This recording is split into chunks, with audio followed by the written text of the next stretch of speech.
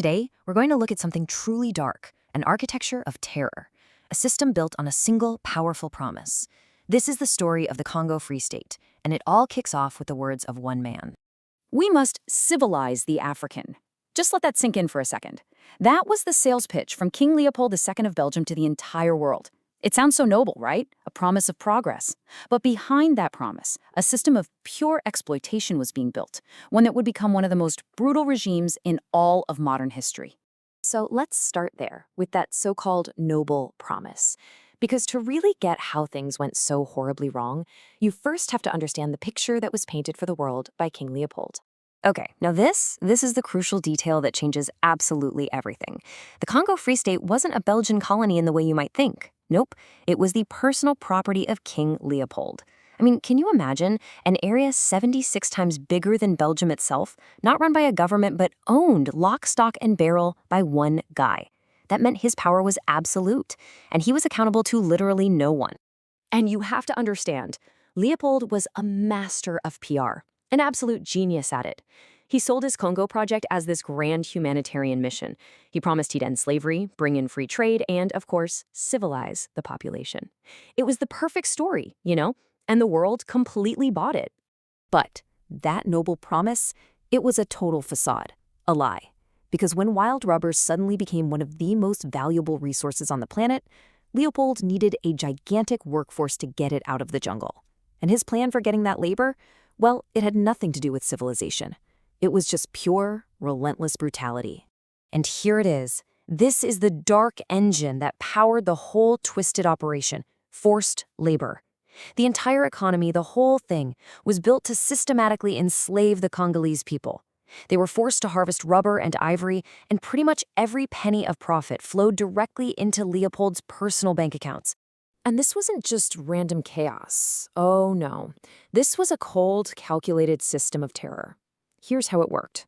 First, agents would show up at a village and assign these insane, impossible rubber quotas. Second, to make sure the men did the work, they would take the women and children hostage. Just take them. Third, the men were then forced deep into the rainforest for weeks on end, often starving, just to collect this rubber. And fourth, well, if you failed to meet your quota, the punishment was mutilation or death.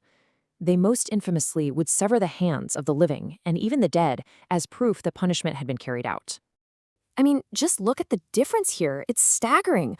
On one side, you have all this beautiful language that was sold to the world: civilization, philanthropy, free trade. And on the other side, the reality on the ground: coercion, hostage-taking, and brutal exploitation. This wasn't a mission that accidentally failed. It was a system of terror that worked exactly as it was designed. So, what's the result of a system like this? Right? What happens when you turn an entire country into a forced labor camp? The human cost? Well, it was catastrophic, on a scale that's almost impossible to wrap your head around. I mean, just think about the ripple effects. When all the men are forced into the jungle for weeks at a time, who's planting the crops? Who's taking care of the community? Society itself just starts to crumble. The system wasn't just pulling rubber from vines. It was draining the very lifeblood out of the people. The result was mass death on an unimaginable scale. Historians estimate that the population of the Congo was cut in half, a death toll of around 10 million people. It is, without a doubt, one of the worst humanitarian disasters of the modern era. And these deaths came from everywhere. Yeah, of course, there were the direct murders and the massacres, but millions more died from starvation because farming just collapsed. Millions more died from the sheer exhaustion of being worked to death. And millions more died from diseases that just ripped through a population that was already weakened and starving. And this right here, this might be the single most important thing to understand. This catastrophe wasn't an accident. It wasn't some policy that just went a little bit wrong. No. It was the predictable, intended result of a deliberately designed system, an architecture of terror. And that brings us to this idea of colonial terror. What it means is that the violence, the mutilations, the hostage-taking, these weren't just the awful acts of a few bad apples. This was official policy.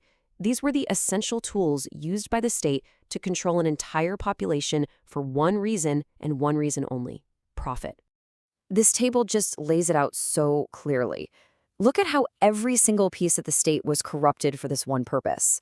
The administration, its job wasn't to govern, it was to enforce quotas. The army, the force publique, they weren't there to keep the peace. They were there to terrorize and punish. And the economy? Forget about free trade. It was all about raw, brutal extraction.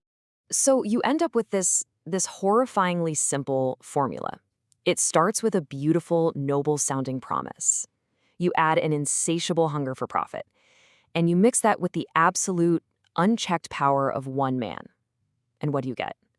The inevitable result is an architecture of colonial terror. And that really is the question this whole story forces us to ask. How does a mission of civilization curdle and transform into an architecture of terror? The Congo Free State is just this terrifying, real-world example of how the noblest promises can be used to mask the most brutal intentions, especially when greed is infinite, power is absolute, and there is no one around to hold you accountable.